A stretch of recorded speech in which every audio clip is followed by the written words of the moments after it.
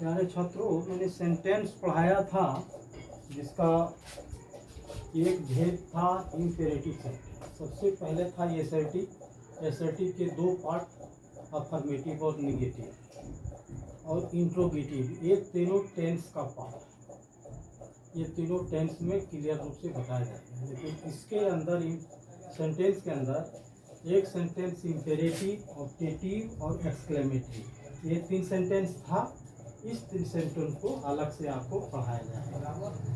कहे कि सेंटेंस एक चैप्टर है जिसके अंदर ये 5-6 प्रकार होता है, और उसमें एक वीडियो में टोटल चीज को बताना थोड़ा मुश्किल है, इसलिए मैं अब डिटेल्स से बताने जा रहा हूँ कि इम्पेरेटिव सेंटेंस कंसिडर क्या होता है। आप लोग मुख्य रूप से यह समझें कि इम्पेरेटिव का अर्थ होता है आदेशात्मक वाक्य। आदेशात्मक वाक्य के अंतर्गत सलाह भी रहता है, ऑर्डर भी रहता है, कमांड भी रहता है। तो ऑर्डर और कमांड वो लगभग एक ही शब्द है। साधारण ऑर्डर को ऑर्डर कहा जाता है, लेकिन मिलिट्री हो गया, पुलिस हो गया, कमांडर हो गया, ये सब कभी विशेष परिस्थिति में ऑर्डर देता है तो उसको कमांड कहा जाता है। जैसे गोली चलाने का आदेश देना, फाइट करना, ये सब कमांड के रूप में होता है। लेकिन साधारण ऑर्डर भी होता है, जैसे कोई कहा कि दरवाज़ा खोल दो, ये भी एक ऑर्डर हुआ। अपने से छोटे आदमी या कोई सेवक, सर्वेंट जो भी हो, सेवादार, उसको आदेश दिया दरवाज़ा खोलो। जैसे है डू दिस वर्क, इस काम को करो, इस काम को करो, को करो। अब मैंने यदि इसको सलाह देता तो कहता कि प्लीज डू दिस वर्क, कृपया इस काम को कर लीजिए। लेकिन यहाँ क्या है, डू दिस वर्क, या हम यदि यहाँ पर लिख देते हैं एट वंस। एट वंस का मतलब होता है तुरंत। Do this work at once, इस काम को तुरंत करो, ये ऑर्डर हो गया। Bring a glass of water, एक गिलास पानी लाओ। ओपन द डोर, दरवाजा को खोल दो। डोंट प्लग द फ्लावर, फूल को मत तोड़ो। Inform the police of the accident, किसी भी दुर्घटना का पुलिस को सूचित करो या सूचना दो। ये एक प्रकार से ऑर्डर के रूप में हो गया। अब जैसे मान लिया जाए कि किसी को सलाह दिया जाता है, तो सलाह का मतलब होता है कि वह आपकी बात माने या ना माने, लेकिन सलाह देना अपने बुजुर्गों, बड़ों, रिस्पेक्टेड पर्सन को ये अधिकार है। अब जैसे कहता है कि लव योर कंट्री, अपने देश से प्यार करो, और कोई नहीं करेगा, कोई गद्दारी करेगा तो उसके पीछे कौन पड़ा हुआ है। लेकिन सलाह दिया जाता है कि अपने देश से प्यार करो। हेल्प द पुअर, गरीबों का मदद करो। अब कोई नहीं करेगा तो नहीं करेगा, लेकिन सलाह उसको दिया जाता है। भाई डोंट इंसल्ट द वीक, कमजोर का कभी अपमान मत करो। अब आता है एक रिक्वेस्ट। रिक्वेस्ट वाला शब्द में प्लीज, काइंडली लगा हुआ है। जैसे गिव मी ए पेन, मुझे एक कलम दो, कृपया मुझे एक कलम दो। तो कृपया शब्द जहाँ कहीं भी लग जाता है तो इसका मतलब डायरेक्ट आता है कि वह किसी से अनुरोध कर रहा है, निवेदन कर रहा है कि मुझे कलम दीजिए। Kindly give me your book, कृपया करके मुझे आप अपना बुक दीजिए। तो ये एक प्रकार से हो गया रिक्वेस्ट। अब इसमें कुछ सेंटेंस जो है वो लेट से शुरू होता है। लेट से तब शुरू होता है जब उसके साथ ऑब्जेक्टिव केस से सेंटेंस प्रारंभ होता है। ऑब्जेक्टिव केस से प्रारंभ होने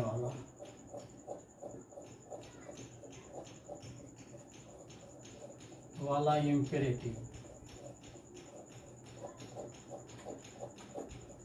इस प्रकार का सेंटेंस जब भी होगा तो लेट लगा के बनेगा। जैसे let him complete the work, उसे अपना काम पूरा करने दें। यहाँ पर हिम जो है ये ऑब्जेक्ट हो गया। Let us discuss the matter, चलें हम लोग इस बात पर चर्चा करें। तो अस जो है ये ऑब्जेक्ट है वी का, हिम हो गया ही का, ये ही का ऑब्जेक्ट है, ये वी का ऑब्जेक्ट है, हर जो है सी का ऑब्जेक्ट है, मी जो है आई का ऑब्जेक्ट है। तो यहाँ लेट के बाद एक ऑब्जेक्ट रहता है, इसके बाद डायरेक्ट मूल वर्ब जिसको प्रिंसिपल वर्ब कहते हैं, मेन वर्ब, उससे सेंटेंस प्रारंभ होता है। आप देखेंगे कि कहीं भी जितना भी इम्पेरेटिव सेंटेंस है वो प्रिंसिपल वर्ब से ही स्टार्ट हुआ है, और यदि उसके साथ निगेटिव का भाव है तो उसी के साथ डायरेक्ट डोंट का प्रयोग कर दिया गया है। इस प्रकार से यह प्रकट हो जाता है कि इम्पेरेटिव सेंटेंस जब भी प्रारंभ होता है वो मेन वर्ब से होता है। उसके साथ जब ऑब्जेक्ट स्टार्ट होता है तो सबसे पहले लेट का प्रयोग होता है। जब मना ही प्रयोग किया जाता है उसके साथ डोंट का प्रयोग होता है। जैसे यह काम को मत करो तो डोंट सीधा लग गया।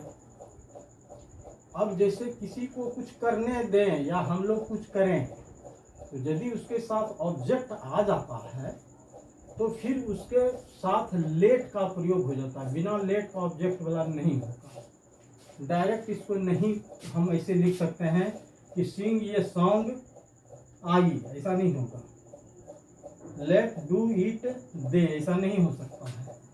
जैसे इसी को हम बोल देंगे कि लेट कंप्लीट द वर्क ही, ऐसा नहीं हो सकता।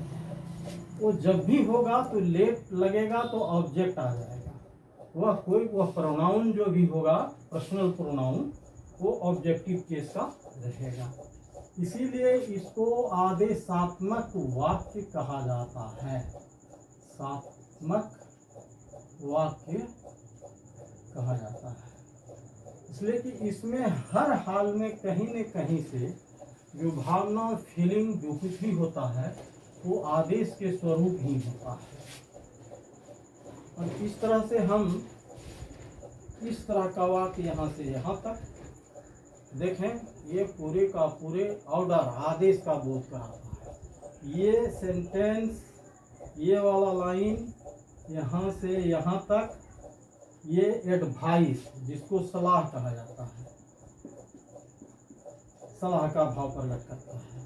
ये सेंटेंस यहाँ से यहाँ तक जो है ये अनुरोध, निवेदन जिसे कहते हैं,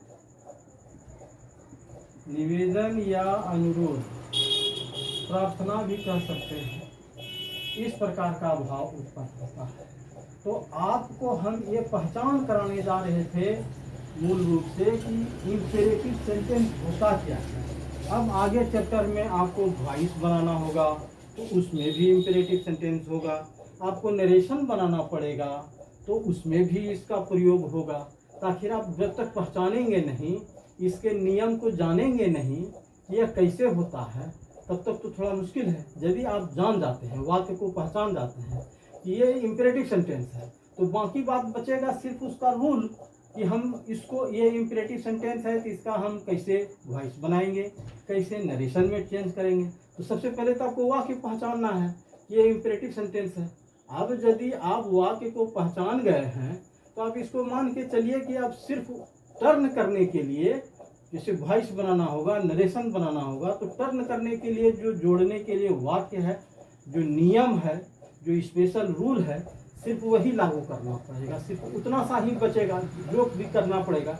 अब हम इसको अच्छी तरह से इम्पेरेटिव सेंटेंस तो जान गए कि मूल रूप से ये इम्पेरेटिव सेंटेंस है। प्यारे स्टूडेंट, डियर स्टूडेंट, अब आप लोग इसको देखिए, सब्सक्राइब कीजिए, लाइक कीजिए। सब्सक्राइब करने का कोई पैसा नहीं लगता है। और फिर अब आगे जब इसका कुछ और जैसे पढ़ाएंगे कि हम इसको वॉइस में कैसे बदलेंगे, नरेशन में कैसे बदलेंगे, जब जो चैप्टर आएगा तो फिर उसको हम लेके चलेंगे। जैसे सेंटेंस में नहीं पढ़ाया, उसमें से अफर्मेटिव, नेगेटिव, इंट्रोगेटिव तीनों टेंस का पार्ट में पढ़ाते हैं। उसके बाद जो बचता है उसको अलग पढ़ाते हैं। आज मैंने इम्पेरेटिव सेंटेंस पूरा कर दिया, फिर इसके बाद ऑब्जेक्टिव पढ़ाएंगे, एक्सक्लेमेटरी पढ़ाएंगे, फिर ये खत्म हो जाए। फिर आगे बढ़ेंगे। ठीक है, धन्यवाद।